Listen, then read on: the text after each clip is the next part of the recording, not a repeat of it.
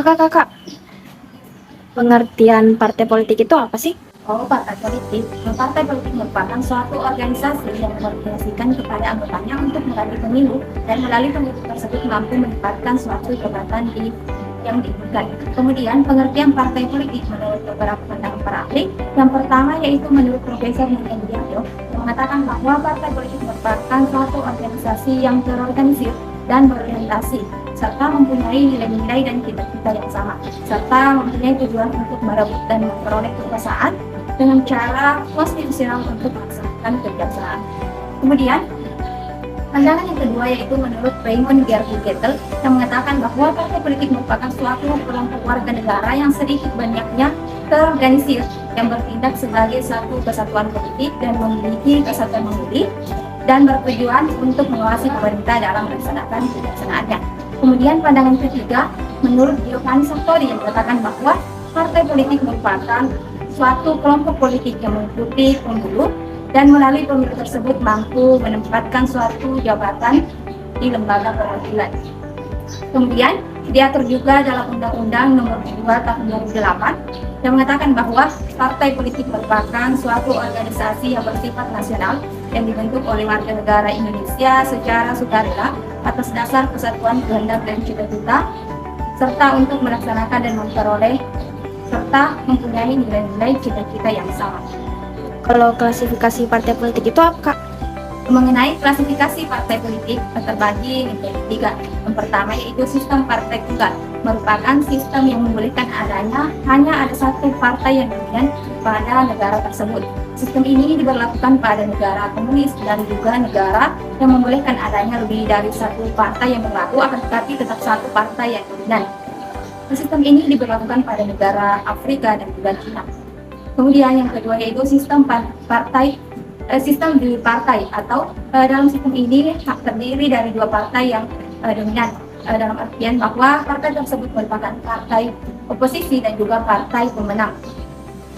Yang dikatakan sebagai partai oposisi merupakan partai yang memenangkan pemilihan, partai yang kalah dalam pemilihan, sedangkan partai pemenang merupakan partai yang memenangkan pemilihan. Dan kedua partai ini akan saling bekerja sama untuk menjalankan pemerintahan. Sistem ini diberlakukan pada negara Afrika Serikat, Inggris, dan Australia. Kemudian yang ketiga yaitu sistem multipartai, di mana sistem ini merupakan sistem yang membolehkan lebih dari dua partai yang dominan pada suatu negara. Di mana sistem ini seringkali diberlakukan pada negara yang keanekaragamannya tinggi, dan sistem ini memberikan kesempatan kepada partai baru untuk berkembang. Dan Indonesia sendiri menggunakan sistem ini. Selain Indonesia, Italia, Jerman, dan juga Belanda yang menerapkan sistem ini. Baik, selanjutnya saya akan lanjut materi tentang fungsi dari partai politik.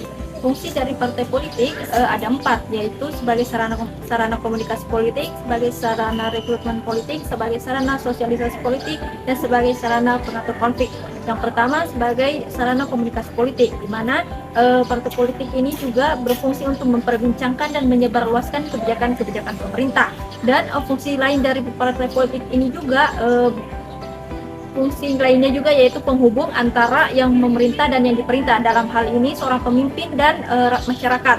Selanjutnya fungsi partai politik yang lain yaitu menerima usulan-usulan atau kebijakan dari masyarakat untuk membuat suatu peraturan di pemerintah. Selanjutnya yang kedua sebagai sarana sosialisasi politik. Apabila suatu kebijakan itu telah dibuat, maka hendaknya kebijakan tersebut disosialisasikan.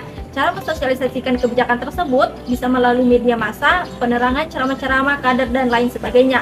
Dan yang ketiga yaitu sebagai sarana rekrutmen politik, di mana partai politik ini juga berfungsi untuk menseleksi dan merekrutmen seseorang dalam rangka mengisi jabatan tertentu di politik.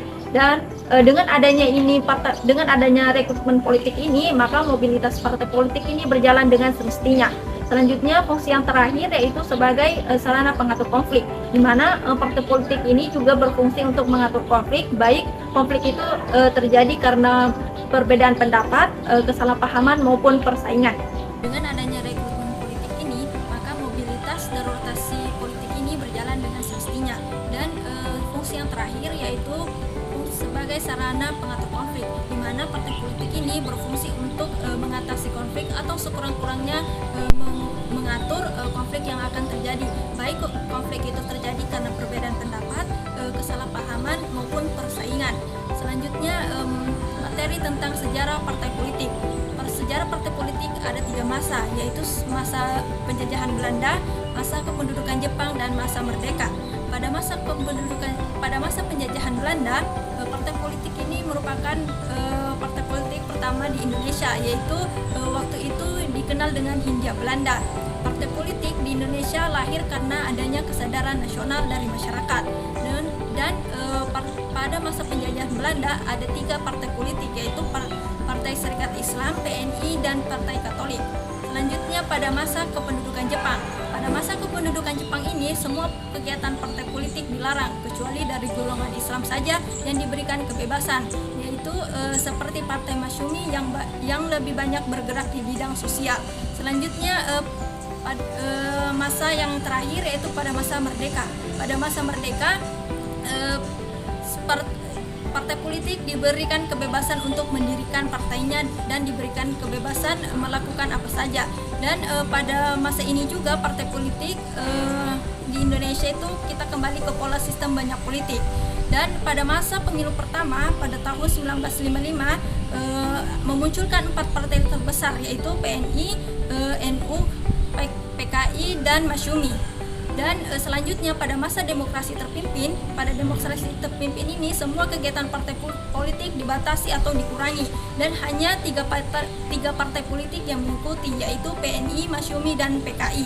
Selanjutnya pada masa Orde Baru, ini partai politik diberikan kebebasan lagi, dan ada 3 partai politik, yaitu PKI, NU, dan Marsumi yang mengikuti pemilu pada tahun itu. Baik, itu saja yang sempat saya sampaikan. Baiklah, langsung saja saya akan menjelaskan tentang pemilihan umum. Dalam Kamus Hukum Black Law Dictionary, pemilu berasal dari general election, yaitu pemilu sebagai pemilihan yang dilaksanakan dalam periode tertentu dan dilakukan untuk mengisi seluruh kursi.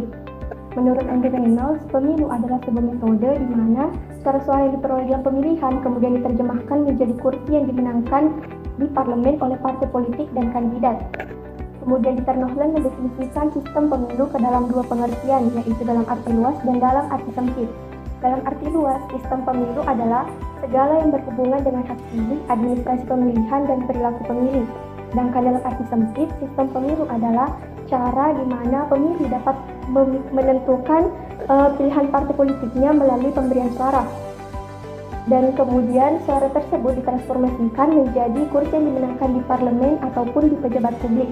Adapun dari sudut pandang hukum tata negara, pemilu adalah proses politik dalam kehidupan ketatanegaraan sebagai sarana menunjuk pembentukan lembaga-lembaga perwakilan yang mengemban amanat rakyat. Selanjutnya, asas-asas pemilu. Asas-asas pemilu terdiri dari 6 yang dapat disingkat menjadi luber-jurdil, yaitu langsung, umum, bebas, rahasia, jujur, dan adil. Langsung artinya rakyat sebagai pemilih mempunyai hak untuk memberikan suaranya secara langsung sesuai kehendak nuraninya tanpa melalui perantara. Umum artinya bagi warga negara yang telah genap berusia 17 tahun atau sudah dewasa ataupun belum dewasa tapi sudah pernah menikah berhak untuk ikut memilih. Bebas artinya pemilih bebas untuk menentukan pilihannya tanpa tekanan dan paksaan dari pihak manapun. Rahasia artinya para pemilih telah dijamin bahwa pilihannya tidak akan diketahui oleh siapapun dan dengan jalan apapun. Jujur artinya setiap penyelenggara pemilu dan semua pihak yang terkait dalam proses penyelenggaraan pemilu harus bertindak dan bersikap jujur sesuai dengan peraturan perundang-undangan yang berlaku. Dan terakhir, adil artinya para pemilih mendapat perlakuan yang sama serta bebas dari kecurangan pihak manapun. Baik, saya akan menjelaskan mengenai sejarah dari pemilihan umum. Indonesia sendiri sudah terlaksana 12 kali pemilu atau pemilu umum yang biasanya pemilu tahun 1995 atau masa pemerintah. Pemilu ini merupakan pemilu yang pertama kali dilaksanakan dan pada saat itu dilaksanakan sebanyak 10 kali, yaitu pada tanggal 29 Desember tahun 1945 untuk memilih anggota Dewan Wakil Rakyat dan pada tanggal 5 Desember tahun 1945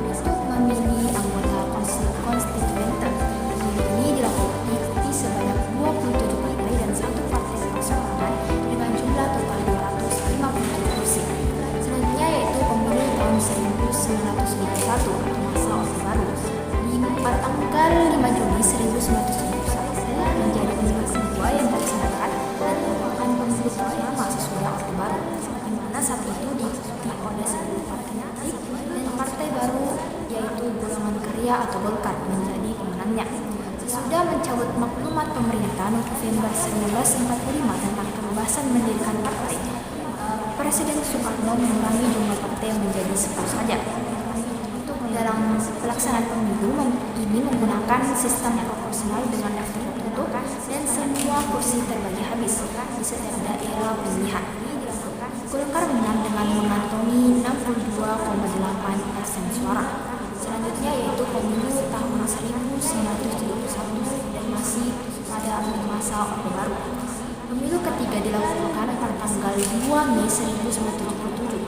Secara proses tidak berbeda jauh dengan pemilu sebelumnya, namun ada yang menjadi ciri khas dari pemilu ini, yaitu pemilu ini dilaksanakan dengan jumlah partai yang hanya mengikuti 3 partai saja, yakni P3, PDI, dan Golkar. Selanjutnya yaitu pemilu tahun 1992.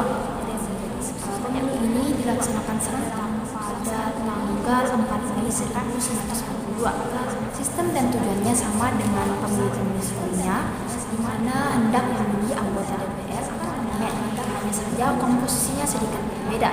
Sebanyak 364 anggota dipilih langsung oleh rakyat dan 90 orang diangkat oleh presiden. Selanjutnya yaitu pemilu tahun 1992. Tidak ada bedanya dengan pemilu sebelumnya, dan serta tentu saja ke pemilu tahun 1997. Pemilu ini merupakan pemilu terakhir yang dilaksanakan pada masa Orde Baru, yaitu Presiden Soeharto. Sebab pada tahun 1944 terjadi gelombang reformasi yang ingin melengsarkan Soeharto dari kursi kekuasaannya selama 32 tahun. Pemilu tahun 1997 dilaksanakan pada tanggal 29 Mei 1997, yaitu dengan menggunakan sistem perwakilan berimbang proporsional atau stelsel daftar. Selanjutnya yaitu pemilu tahun 1999. Pemilu ini merupakan pemilu yang pertama kali diselenggarakan setelah adanya masa Orde Baru.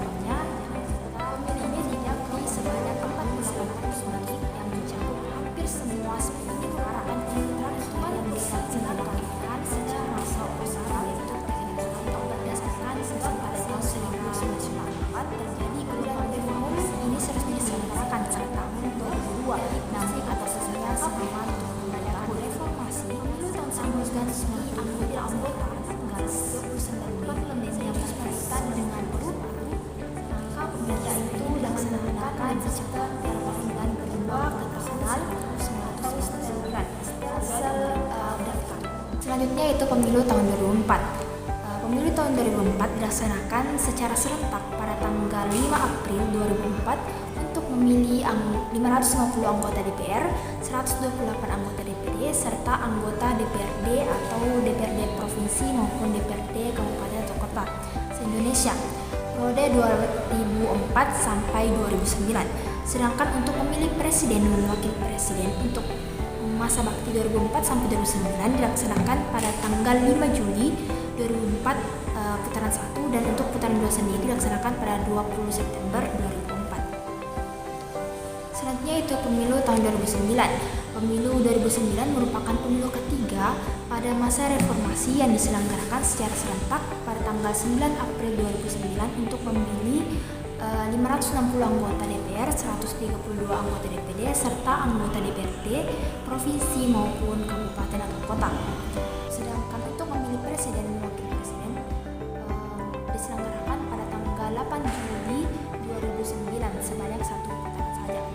Selanjutnya yaitu pemilu tahun 2014 diselenggarakan pada tanggal 9 April 2014 untuk memilih 560 anggota DPR, 132 anggota DPRD, serta anggota Dewan Perwakilan Rakyat provinsi maupun kabupaten. Pada penyelenggaraan pemilu tahun 2014 ini, jumlah kontestan peserta pemilu terdiri dari 12 partai politik nasional ditambah 3 partai lokal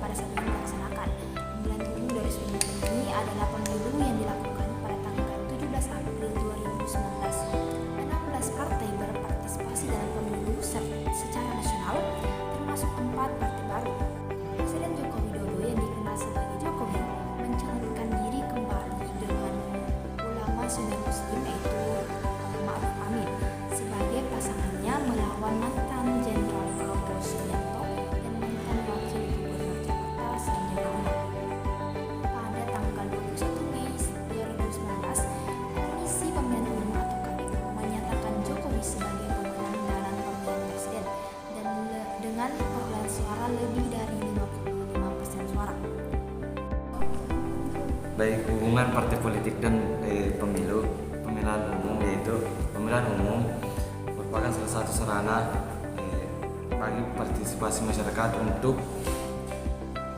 bagi partisipasi masyarakat, karena masyarakat diberikan wewenang untuk memilih setiap kesempatan untuk menentukan siapa yang akan mereka pilih dalam lembaga legislatif maupun eksekutif, baik di tingkat daerah maupun tingkat nasional. Dan partai politik yaitu berusaha untuk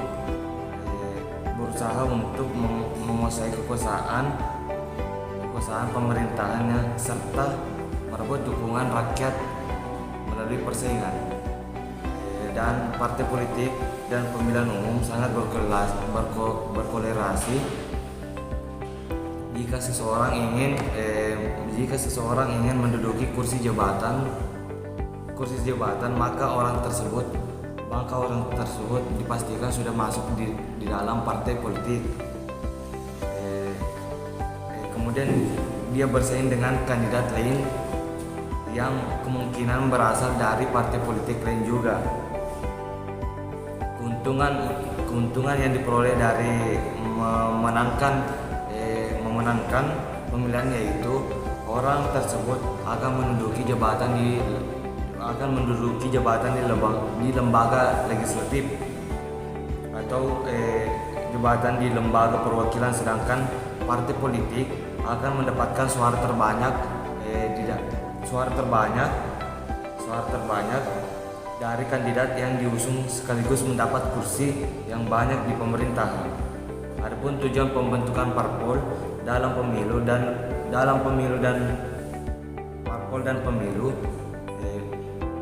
dalam pasal 10 ayat 2 Undang-Undang Nomor 2 Tahun 2011 disebutkan bahwa tujuan khusus parpol yaitu meningkatkan partisipasi politik anggota dan masyarakat dalam rangka menyelenggarakan kegiatan politik dan pemerintahan.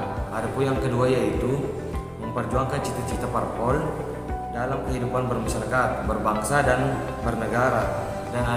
Dan adapun yang ketiga yaitu membangun etika dan budaya dalam kehidupan bermasyarakat, berbangsa dan bernegara. Baik, sekian dan terima kasih.